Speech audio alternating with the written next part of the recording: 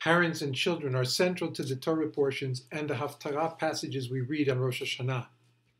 The Haftarah for the second day of Rosh Hashanah from Jeremiah chapter 31 can be read, in my opinion, as a response to God's startling request, even demand of Abraham, to offer his own son Isaac. In that passage, Isaac seems compliant with his father's mission. For his part, Abraham seems resolute. He is ready to carry out God's directive, even if it means losing Isaac and thus losing his future. In this prophetic text, the exiled northern kingdom Ephraim and the southern kingdom Judah are the children at risk. God, their parent, assures them that they will be restored to their land and that their exile will be replaced by joy and material blessing. Jeremiah presents an additional parental figure in this passage. She is Rachel, Jacob's wife, who cries bitterly for her children, refusing to be consoled. Nevertheless, God comforts her, instructing her to refrain from weeping because her children, the people of Israel, will return from the lands of their enemies to their own land. I want to acknowledge my debt to Professor Michael Fishman, the author of the text called Haftarot. His commentary to this passage informed my study. Jeremiah 31 is one of several messages in Jeremiah 30 to 32 that deal with the return of Israel and Judah to their home. It is important for us to note that two essential themes of Rosh Hashanah, remembrance and love, are highlighted in the prophet's words. In fact, God's love frames the entire passage, beginning in verse 5, in which God declares, "Eternal love I conceived for you," to God's readiness to welcome Ephraim back in love in verse 20. For the medieval commentator Rashi, verse 20 is the crux of the passage. I interpret his words as follows. On this day of judgment, God's thoughts would dwell on Israel, and God would respond to Israel with abiding love. Let us now analyze the three component parts of this passage in order to discover God's enduring commitment to God's people and to focus on the interaction between parents and children. How does Jeremiah imagine God's relationship to Israel and Judah? How do the children turn back to God? And how will God bless their return? How is Mother Rachel's steadfast devotion to her people acknowledged? Jeremiah opens the oracle by asserting that God's love for Israel, which began in the wilderness journey from Egypt to the land of Israel, will last eternally. Ultimately, that love will again be expressed in giving a remnant of the people physical rest in the land. Although the northern kingdom Israel has been exiled, God will rebuild it.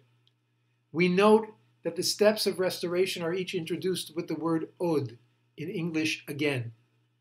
These three steps culminate in the blessing that Israel will not only plant vineyards in the northern region of Israel, but will live to enjoy the fruit of those vineyards and rejoice in returning to Zion and to God.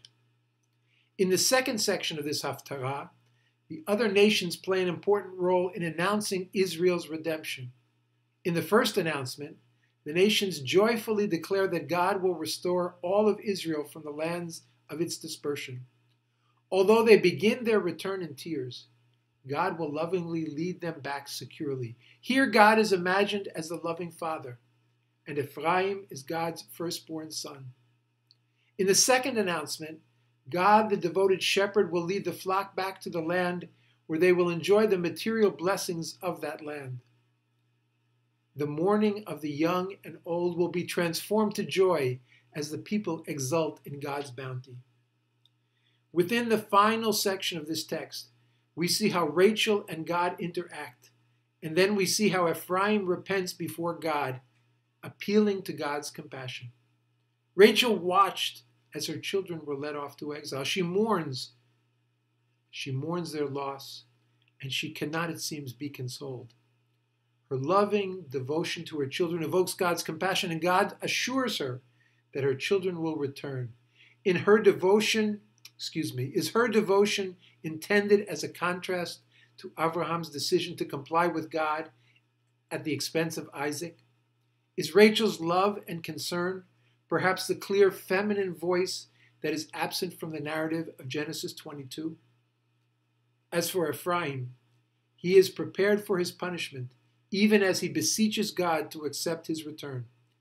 He is remorseful, even ashamed. God hears his plea, and in love takes Ephraim back. Ephraim's sincere contrition serves as a model for the return of children to their parents.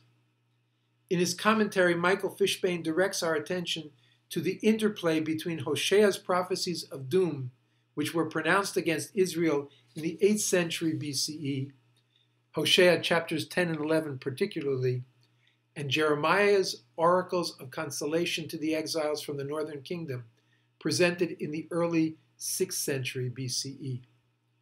Hosea's language reverberates in Jeremiah 31, he notes, but with a different focus.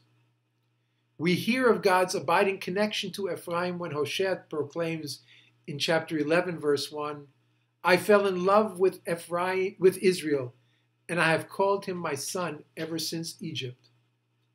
Despite Ephraim's transgressive acts, God declares in chapter 11, verse 8 of Hosea, how can I give you up, O Ephraim?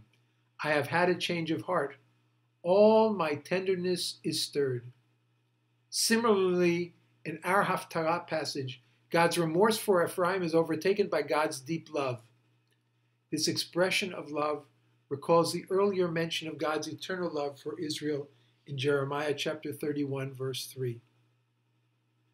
Here's my prescription.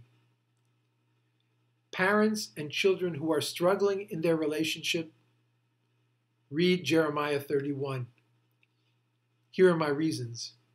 In this passage, God expresses love for Israel at the outset and at the conclusion. That's what parents and children need to appreciate. At the core of their relationship, and despite the difficult moments, they must sense that they are loved and that they can express love to each other. When parents discipline their children from a foundation of abiding love, their words are heard more willingly. The book of Proverbs chapter 3 verses 11 and 12 capture this powerfully. Do not reject the discipline of the Lord, my son. For whom the Lord loves, the Lord rebukes, as a father the son whom he favors. One small and effective example of the expression of love comes at the onset of Shabbat. When parents extend simple, direct words of blessing to their children of any age, they can soothe any hurt feelings that develop during the week. For their part, children can learn from the sincere regret Ephraim expresses. When children who know they are loved by their parents can securely admit mistakes, accept the consequences of those mistakes, and then articulate their sense of remorse, they have taken enormous steps toward healing a troubled relationship. When parents, following in God's ways, can move beyond the injury to embrace their children again, they are paving a new, healthier path. Are there parents who could not identify with God's pain and recovery found in the words, whenever I have turned against him, my thoughts would dwell on him still? Perhaps the rabbis selected Jeremiah 31 as the Haftarah for the second day of Rosh Hashanah because they understood the challenges and reward inherent in the parent-child relationship. It is an eternal, interpersonal theme captured metaphorically through God's remembrance and love of God's people.